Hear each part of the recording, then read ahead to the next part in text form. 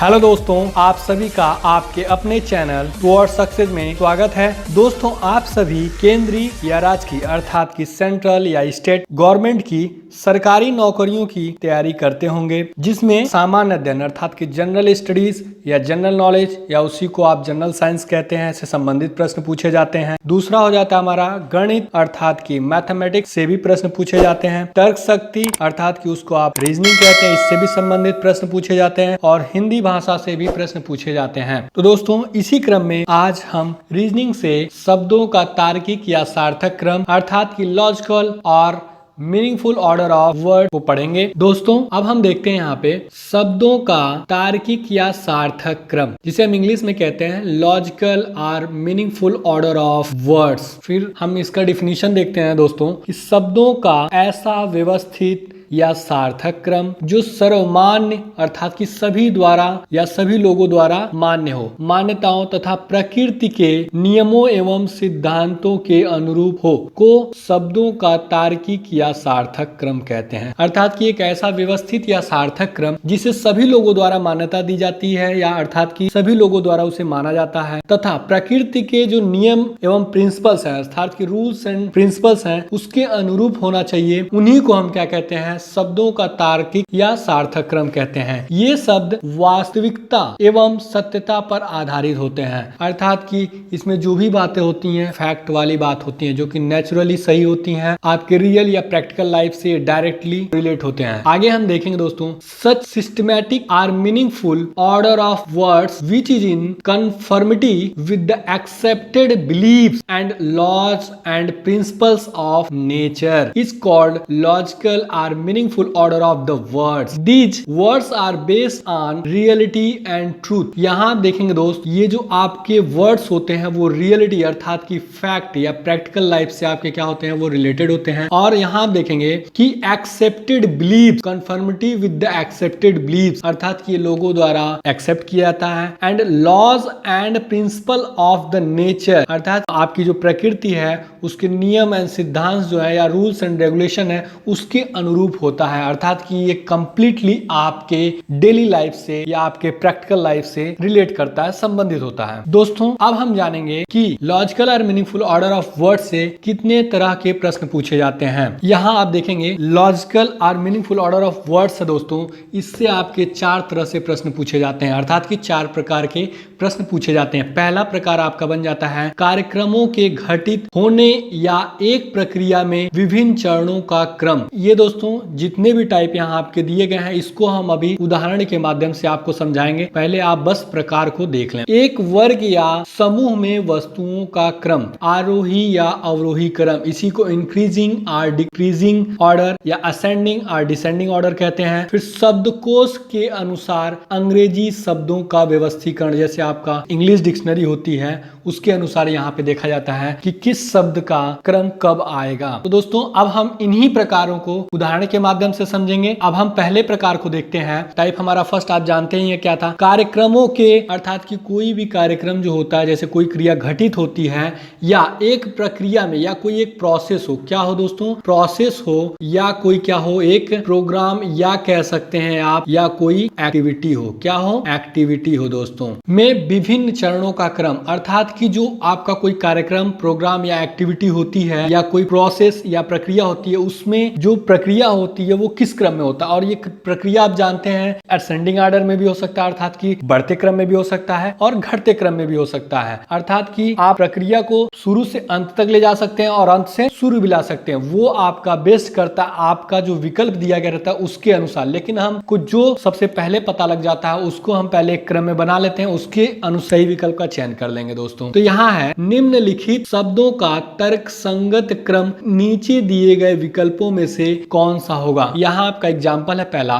दूध, घास, लस्सी, गाय, दही। और ये सभी आपके क्या हैं, 4 विकल्प है दोस्तों, जिसको हमें क्या करना है, चयन करना है। तो आप सबसे पहले आप यहाँ जानते हैं कि जो आपका घास शब्द है, अर्थात कि घास को क्या करेगी, आप जब इस उदाहरण को देखेंगे, एग्जाम्पल को देखेंगे तो आपको लग जा रहा होगा कि घास को क्या करेगी, गाय खाएगी, उसके बाद क्या करेगी, दूध देगी, दूध देगी तो क्या होगा दोस्तों, दही बनेगा उससे, और दही बनने के बाद क्या होगा, उसी से आपका लस्सी सी बनेगा। तो अब आप इसी को जब अंकों के माध्यम से डिनोट करेंगे तो यहाँ घास शब्द आपका दूसरे नंबर पे है और गाय आप देखेंगे आपके चौथे नंबर पे है, दूध आपका पहले नंबर पे है और दही आप देखेंगे तो आपके पांचवें नंबर पे है। जो लस्सी शब्द है वो दोस्तों आपका तीसरे नंबर पे है। तो आपका जो सही ऑर्डर हो जाएगा वो क्या हो जाएगा, 2, 4, 1, 5 और 3 हो जाएगा दोस्तों। यही आपको अपने विकल्प में देखना है और सही विकल्प का क्या करना है, चयन करना है। तो यहाँ आप देखेंगे जो आपका विकल्प बी है दोस्तों,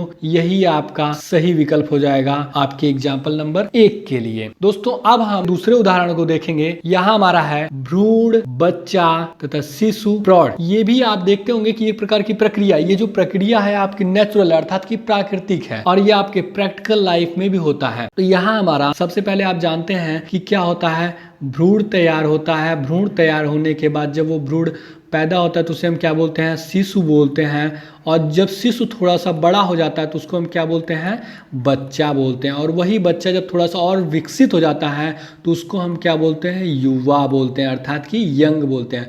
फिर जब उसके आगे आ जाता है दोस्तों तो उसके आगे क्या आ जाएगा, प्रौढ़ आ जाएगा। तो इसको अगर हम क्रम से डिनोट करेंगे तो भ्रूण आप देखेंगे आपके पहले नंबर पे है, फिर आप शिशु देखेंगे तो आपका तीसरे नंबर पे है, बच्चा आपका दूसरे नंबर पे है, युवा आपका कहाँ है दोस्तों, पांचवें नंबर पे है, प्रौढ़ आपका चौथे नंबर पे है।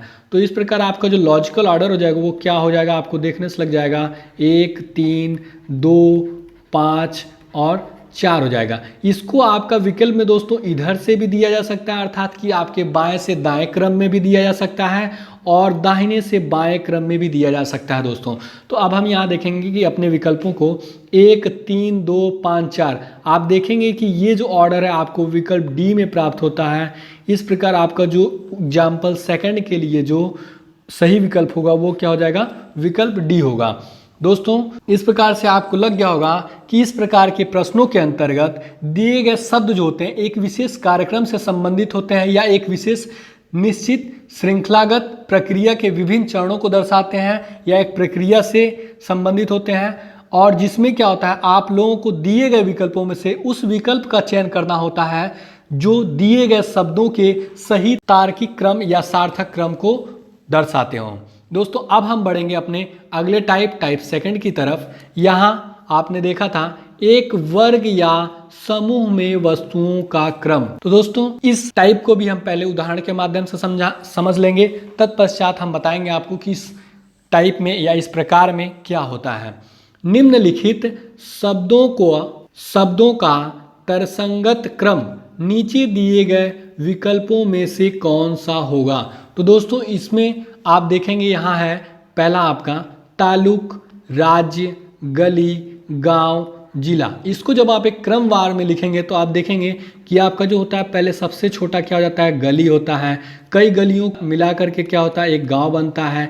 या आप कह सकते हैं एक गांव में कई गलियां होती हैं, फिर कई गांवों को मिला करके एक आपका क्या बनता है, तालुक बनता है। तालुक के बाद क्या हो जाता है, आपका एक जिला बन जाता है। जिला बनने के बाद क्या हो जाता है दोस्तों, एक राज्य का निर्माण हो जाता है। कई जिलाओं को मिला करके एक राज्य बन जाता है।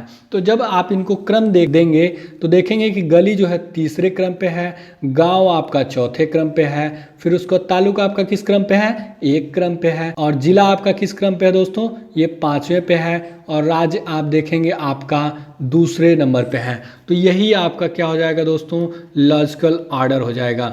जैसे आप देख रहे हैं यहाँ पे आप बढ़ते क्रम में जा रहे हैं और आपका हो सकता है विकल्प आपको घटते क्रम में भी दे सकता है। दोस्तों हमारा क्रम तो यही रहेगा दोस्तों, 3, 4, 1, 5 और 2। अब इसी क्रम को हमको चाहे विकल्प में बाएं तरफ से दिया गया हो, चाहे हमको दाएं तरफ से दिया गया। दोस्तों जब बाएं तरफ से दिया रहेगा तो सबसे पहले हम 3 को देखेंगे, उसके बाद 4, उसके बाद 1, फिर 5, फिर 2, क्योंकि यही हमारा सही क्रम है। और जब इसी को दाएं तरफ से अर्थात कि घटते क्रम से पूछेगा, जैसे सबसे बड़ा राज्य होता है, फिर उससे छोटा जिला होता है, उससे छोटा तालुक होता है, तालुक से छोटा गाँव होता है, गाँव से छोटा क्या होता है, गली होता है, तब हम क्या करेंगे, सबसे पहले 2 को देखेंगे, 2 के बाद हमें 5, 5 के बाद 1, फिर 4, फिर 3। यही आपका 2 विकल्प आपको प्राप्त हो सकते हैं। एक आपका 3, 4, 1, 5 और 2 होगा, और दूसरा आपको विकल्प में 2, 5, 1, 4, 3, ये भी आपके विकल्प में हो सकता है दोस्तों। इसी का घटते या बढ़ते क्रम में हो सकता है, अर्थात कि इसी का बाएं तरफ से या दाहिने तरफ से हो सकता है दोस्तों। तो यहाँ आप देखेंगे कि हम अपने विकल्पों को देखेंगे कि इन दोनों क्रमों में से कौन सा क्रम हमें हमारे विकल्प में मिलता है। तो यहाँ आप देखते हैं 3, 4, 1, 5, 2। जैसा कि आप अपने विकल्प बी में देखते हैं, तो यहाँ से आपका इस उदाहरण के लिए जो हो जाएगा विकल्प बी सही हो जाएगा और यही आपका सही क्रम होगा दोस्तों। अब हम बढ़ेंगे प्रकार 2 के लिए दूसरे उदाहरण की तरफ। यहाँ आप देखते हैं परिवार, समुदाय, सदस्य, इलाका, देश। तो यहाँ आप देखेंगे तो आपको लग जा रहा होगा दोस्तों कि कई सदस्यों को मिला करके क्या होता है, एक परिवार का निर्माण होता है। और कई परिवारों को जब आप जोड़ देते हैं तो उससे क्या होता है, एक समुदाय का निर्माण हो जाता है। और जब कई समुदाय को आप जोड़ देते हैं तो एक इलाके का निर्माण हो जाता है। और जब कई इलाकों को हम मिला देते हैं तो एक देश का निर्माण होता है दोस्तों।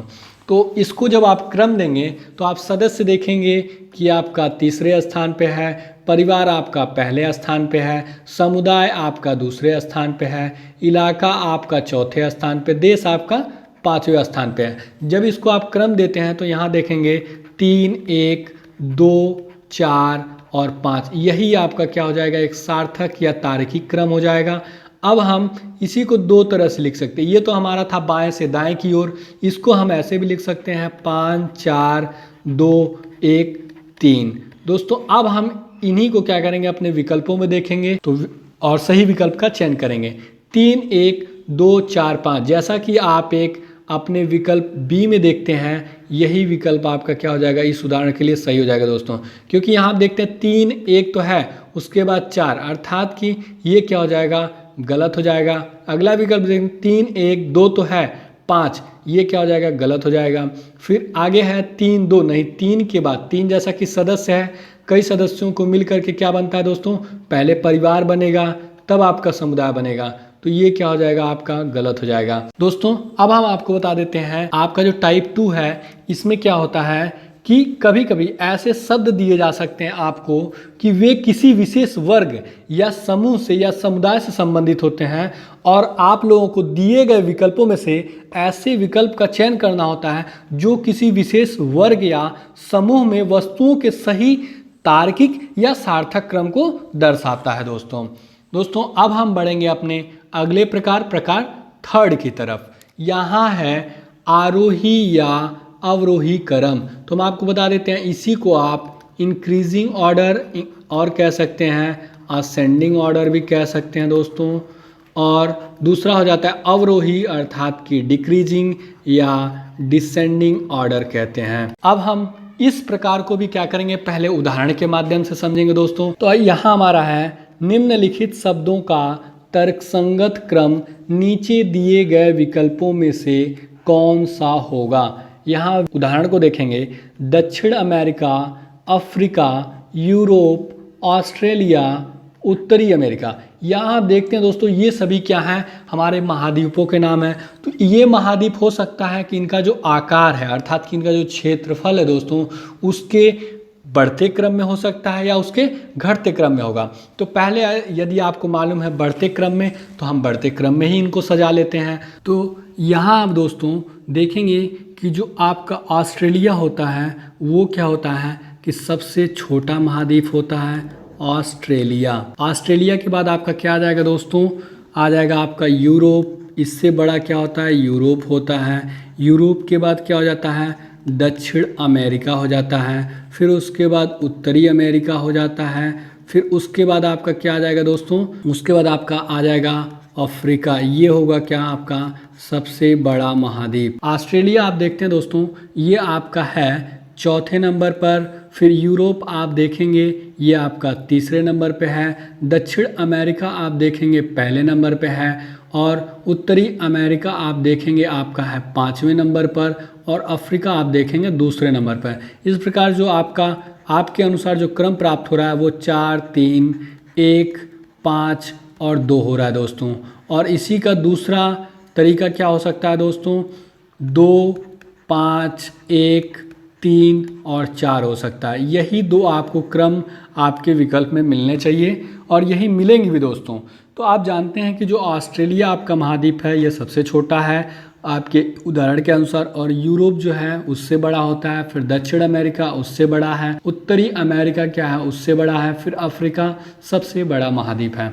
अब हम देखेंगे इस उदाहरण के माध्यम से, इस उदाहरण के अनुसार अफ्रीका आपका बड़ा है दोस्तों। तो अब हम अपने विकल्पों में देखेंगे 2, 1, 5, 3, 4 आपको क्या मिलना चाहिए 2, 5, 1, 3, 4। चाहे आप इसको बाएं से पढ़ लीजिए चाहे आप इसको दाहिने से पढ़ेंगे। दाहिने से पढ़ेंगे तो आपको ये मिलेगा अर्थात कि 2, 5, 1, 3, 4 मिलेगा दोस्तों। तो यहाँ आप देखेंगे कि आपका जो विकल्प बी है दोस्तों, आपने देखा कि आपको एक ही क्रम पकड़ के रखना है जो आपको याद हो। जैसे कि यहाँ हमने क्या किया है बढ़ते क्रम में अरेंज किया है, लेकिन हमारे विकल्प में क्या दिया हुआ है दोस्तों घटते हुए क्रम में दिया है। तो उसके लिए हम दाहिने और बाएं ये आपको लिखने की ज़रूरत नहीं है, बस आप एक क्रम बना लेंगे, उसी को आप बाएं या दाएं दोनों से देख सकते हैं। जैसे आप यहाँ देखेंगे 2, 5, 1, 3, 4 दोस्तों, तो 2, 5, 1, 3, 4 जैसा कि आपके विकल्प बी में दिया हुआ है। और इसमें आपका क्या किया गया है दोस्तों कि जो सबसे बड़ा महाद्वीप है उसको सबसे पहले लिया गया है, फिर उसी के बाद घटते क्रम में आपको दिया गया है। फिर अब हम क्या करेंगे दोस्तों अपने अगले उदाहरण की तरफ बढ़ेंगे। इस प्रकार थर्ड के लिए यहाँ है अर्धवार्षिक, मासिक, वार्षिक, दैनिक, पाक्षिक और सप्ताह।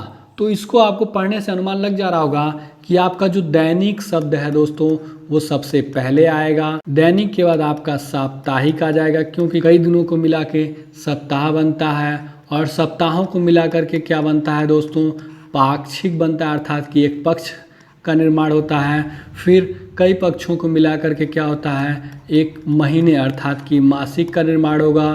फिर कई महीनों को मिला करके एक अर्धवार्षिक का निर्माण होता है, अर्थात कि एक अर्धवार्षिक में क्या होता है आपका 6 महीने होते हैं। फिर उसी के बाद आपका क्या हो जाएगा वर्ष का निर्माण हो जाएगा दोस्तों। यहाँ आप देखेंगे दोस्तों कि जो आपका दैनिक है वो चौथे स्थान पे है, फिर जो आपका साप्ताहिक है वो छठे स्थान पे है, पाक्षिक है वो 5वें स्थान पे है, और फिर आपका जो मासिक है वो आपका दूसरे स्थान पे है, और जो अर्धवार्षिक है वो पहले स्थान पे है, और जो आपका वार्षिक है वो तीसरे स्थान पे है। यही आपका क्रम आपको प्राप्त हो जाता है, और इसी को आपके विकल्प में बाएं तरफ से भी दे सकता है दोस्तों और दाहिने तरफ से भी दे सकता है। बाएं तरफ से हमको 4, 6, 5, 2, 1, 3 प्राप्त होगा, और जब दाहिने से देखेंगे तो 3, 1, 2, 5, 6, 4 प्राप्त होगा। अब हम अपने विकल्प में देखेंगे यहाँ है 4, 6,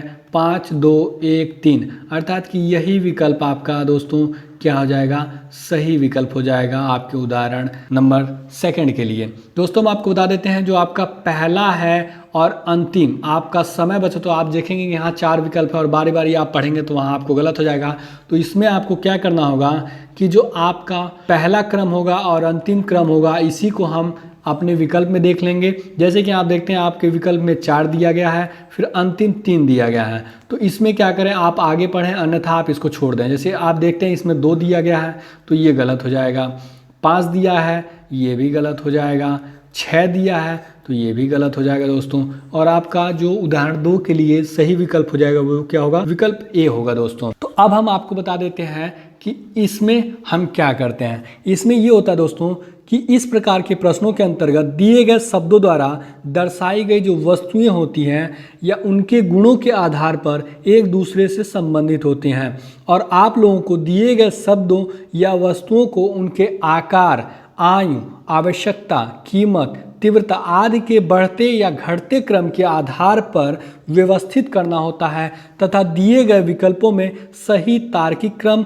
या सार्थक क्रम दर्शाने वाले विकल्प का चयन करना होता है दोस्तों अब हम बढ़ेंगे अपने अगले टाइप 4 की तरफ। यहाँ है कि शब्दकोश के अनुसार अंग्रेजी शब्दों का व्यवस्थीकरण, अर्थात कि जो आपकी इंग्लिश डिक्शनरी होती है दोस्तों उसी के अनुसार आपको जो अंग्रेजी शब्द दिए जाते हैं आपको उन्हीं के अनुसार क्या करना है उसको व्यवस्थित करना होता है। यहाँ आप देखेंगे इसमें दो तरह से प्रश्न पूछे जाते हैं। पहला तो ये पूछ लेता है, जैसा आप देखेंगे अपने उदाहरण में, नीचे दिए गए शब्दों में कौन सा शब्द शब्दकोश के अनुसार तीसरे स्थान पर आएगा।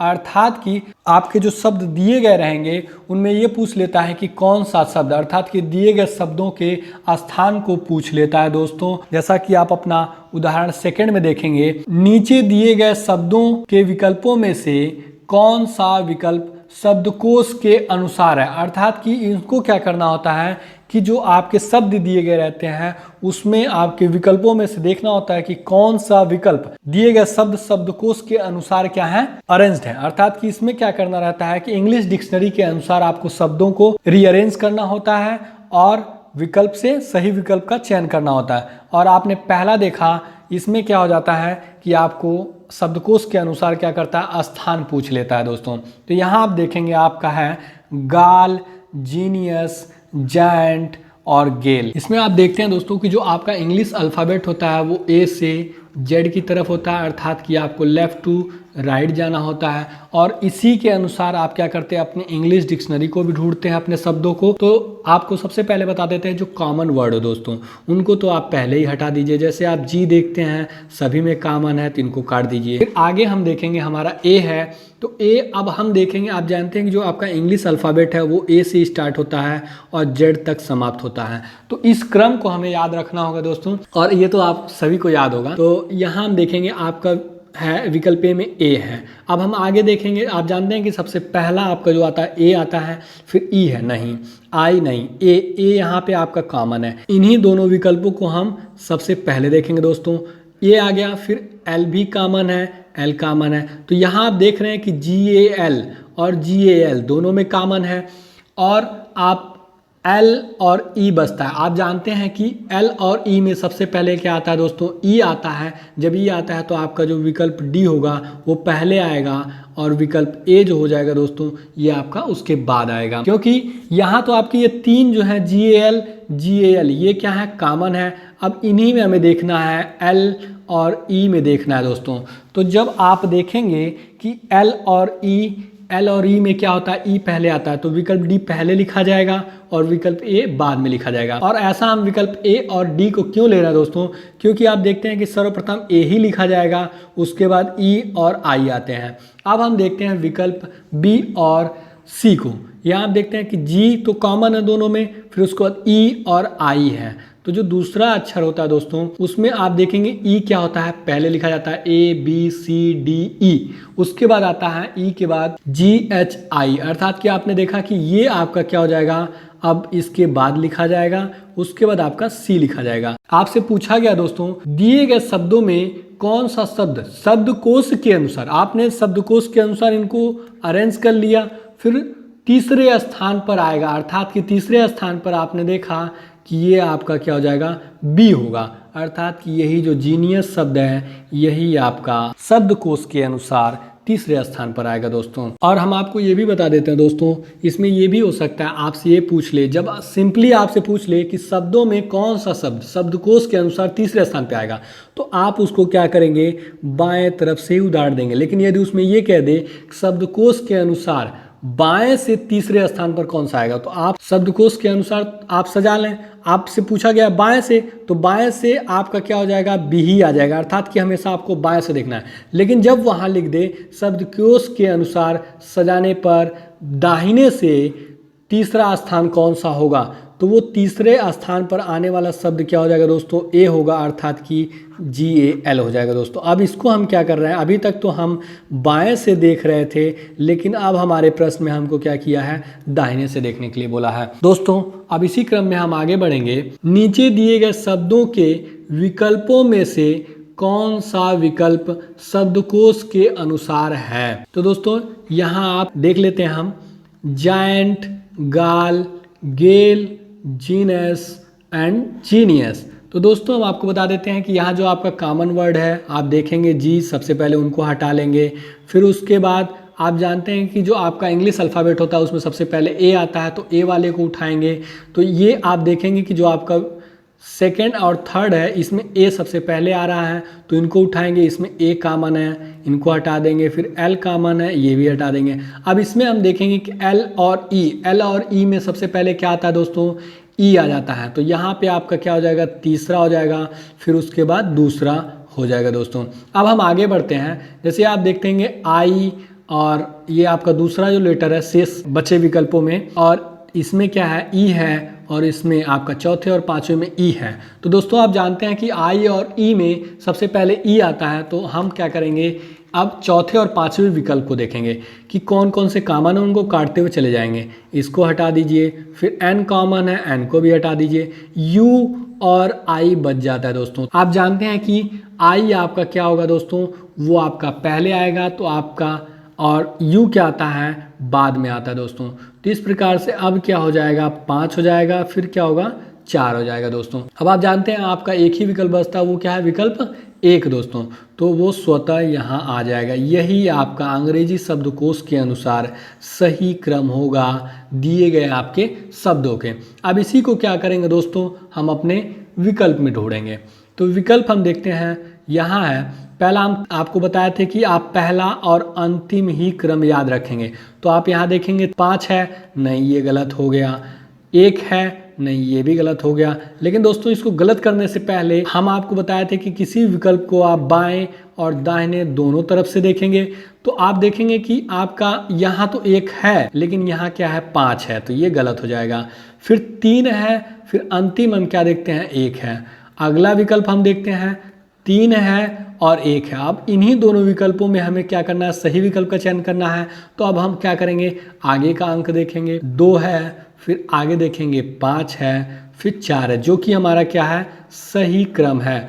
तो इस प्रकार आपका जो आप एग्जाम्पल 2 था, उसका सही विकल्प क्या हो जाएगा दोस्तों, विकल्प सी हो जाएगा। अब हम आपको बताते हैं दोस्तों इसमें क्या करना होता है आपको। इसमें होता है कि अंग्रेजी भाषा के शब्दों को क्या किया जाता है, वर्णमाला शब्दकोश के क्रम में व्यवस्थित करने की प्रक्रिया को अंग्रेजी शब्दों का व्यवस्थीकरण कहते हैं, ठीक। और इसके अंतर्गत आपको क्या करना होता है, जो पूछे गए प्रश्न होते हैं 4 या 5 अंग्रेजी के शब्द दिए जाते हैं जो अंग्रेजी शब्दकोश या वर्णमाला के क्रम में नहीं होते हैं। इन्हीं शब्दों को अंग्रेजी शब्दकोश या वर्णमाला के क्रम में व्यवस्थित करते हुए जो आपके निर्देश दिए गए रहते हैं, उसी अनुसार विकल्पों को या उत्तर को ज्ञात करना होता है। तो दोस्तों इसी के साथ आपका लॉजिकल और मीनिंगफुल ऑर्डर ऑफ वर्ड्स का जो इंट्रोडक्शन चैप्टर था वो आज यहीं समाप्त होता है।